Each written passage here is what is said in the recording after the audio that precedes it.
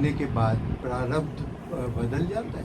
हाँ, बदल जाता है। अच्छा अच्छा। जो सन्मुख होए जीव मोहि जगह जबहि जन्म कोटि अविनाश होता है। अच्छा। पर अनंत जन्म हो चुके, करोड़ जन्म, करोड़ों, हाँ। अनंत जन्म हो चुके। जी। जब से सृष्टि हुई तब से आज तक शुभ और अशुभ कर्मों का पूर्ण भंडारा लगा हुआ है। जी जी। अगर हम भोग के काटना चाहें तो करोड़ों अरबों जन्म ले लें तो भी हम नहीं काट सकते। अच्छा। तो भगवान क्या करते हैं, अतिशय कृपा करके जब जीव शरणागत हो जाता है उसके वो जो संचित हैं उनको तो जला के राख कर दिया, जी जी। वो भंडारे में आग लगा दी, जो गोदाम है वो पूरा जल गया। जी अब जिस कर्मों के परिणाम स्वरूप इस शरीर की रचना हुई थी, जी जी क्योंकि पहले हुई थी ना, जी पूरा जन्म से लेकर मरण तक का पूरा हिसाब फिट हो चुका है इसका, जी। वो तो हमें दिखाई देगा, लेकिन वो पहले से फिट है कि इतनी अवस्था में ये घटना घटेगी, इतनी अवस्था में ऐसा होगा, इतनी, सिर्फ भजन को छोड़ के जी जी शुभ अशुभ कर्मों का फल पहले से निश्चित है। जी। अब वो जो प्रारब्ध आ रहा है, अब उसे रोक करके, कम करके और कृपा करके उसे भुगता देते हैं जीव को। अच्छा। और जो ना भोगना चाहे तो भजन में इतनी भी ताकत है कि उस प्रारब्ध को भी ध्वंस कर दे। पर शरणागत ये नहीं चाहता। शरणागत चाहता है कि जिसमें आप मिले वो बात मेरे हृदय में रहे, भले आप हमें दुख दे दे। शरणागतों की लालसा होती है कि आप चाहे जितना हमें दुख दे लेकिन आपका भजन न छूटे और आपकी प्राप्ति हो, ऐसी दया करते हैं। बकाया भजन में इतनी सामर्थ्य को प्रारब्ध को नष्ट कर सकता है। भावी मेट सके थे पुरारी, ऐसा आया है। विधि के द्वारा जो लिखित अंक है वो भजन की ताकत है कि उसको मिटा देगा, तभी तो जीवन मुक्त होता है। अगर वो ना मिट रहे तो कल्याण हो ही नहीं, समझो। तो अब क्या है कि जो शरीर रच गया, जैसे अब हमें है कि इस दिन में ये कष्ट भोगना है, तो हमारी कोई आकांक्षा नहीं कि वो कष्ट हमारे पास ना आवे।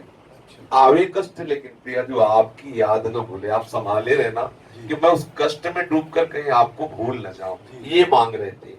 तो इसलिए ज्यादा प्रारब्ध की तरफ दृष्टि नहीं रहती, प्रभु से सहज में करके भुगवा देते हैं। जैसे माधोदास बाबा जी जगन्नाथपुरी में थे, एक बार उनको बार बार शौच होने का रोग लगा, तो अब 2-4 शौच के बाद वृद्ध शरीर शिथिल हो गया, तो बार बार शौच किए उसी में पड़े थे। जब होश आया तो देखा कि 14 वर्ष का बालक पीताम्बर बांधे हुए और नई लंगोटियां फैला उनको पहना रहा है, और मल भरी लंगोटी समुद्र से धो धो के टांग रहा है। तो सोचा मुझ गरीब अकिंचन का कौन हो सकता है। तो जब देखा तो कमल ने, चाहे जितना छुपे आग छुपती थोड़ी है, दूर से समझ गए, अरे मेरे प्रभु जगन्नाथ जी। कहा जय जय, आप मेरी लंगोटी वो भी सोच भरी। अनंत पार्षद भगवान के, अनंत सामर्थ्यशाली भगवान है। भगवान से कहा कि आपने ये क्यों किया, बड़ा कष्ट हुआ जब श्री माधोदास बाबा को कि ऐसा आपने क्यों किया, हमारी लंगोटी क्यों धोई। तो प्रभु ने कहा बाबा मेरे सिवा तुम्हारा कोई है क्या। बोले ना प्रभु आपके सिवा कोई नहीं। तो बोले फिर कौन सेवा करेगा, मैं ही तो करूंगा। तो बोले प्रभु मैं सेवा की बात नहीं कह रहा, मैं कह रहा हूँ कि प्रारब्ध क्यों नहीं मिटा दिया। तो कहा बाबा मैं साथ हूँ, प्रारब्ध को भोग लो, सब हिसाब किताब बराबर हो गया, अब आगे निकल जाओ। भगवान भी चाहते हैं कि मेरा भक्त प्रारब्ध, जैसे सरकारी आदमी से कोई गलती बन जाए तो जो उसके ऑफिसर जन है बाहरी दिखावे में उसको दंड देंगे, अंदर से सब सुविधा रखेंगे, पर बाहरी में ये कोई अंगुली ना उठा सके कि देखो सरकारी आदमी था ना इसलिए इसे दंड देंगे। ऐसे ही जो हमसे गलतियां हो गई हैं बहुत प्यार दुलार से प्रभु से निपाट देते हैं। जैसे माँ है ना, जब देखेगी कि बच्चा फंस गया पिटने वाला है तो दौड़ के आगे आ जाएगी और उसके पीटने के पहले स्वयं पीटने का नाटक करेगी, ऐसे थप्पड़ उठाएगी और नजदीक धीरे से लगे खूब हल्ला मचाएगी, और कि बहुत पीठ ऐसे ही हरी करते हैं अपने जनों से कि वो जो आया हुआ अशुभ प्रारब्ध है थोड़ी में निपाट देते हैं और अंदर उतना आनंद दे देते हैं कि उसको प्रारब्ध का पता ही नहीं चलता। पर यदि कोई चाहे तो प्रारब्ध का नाश हो सकता है। भजन में इतनी सामर्थ्य है।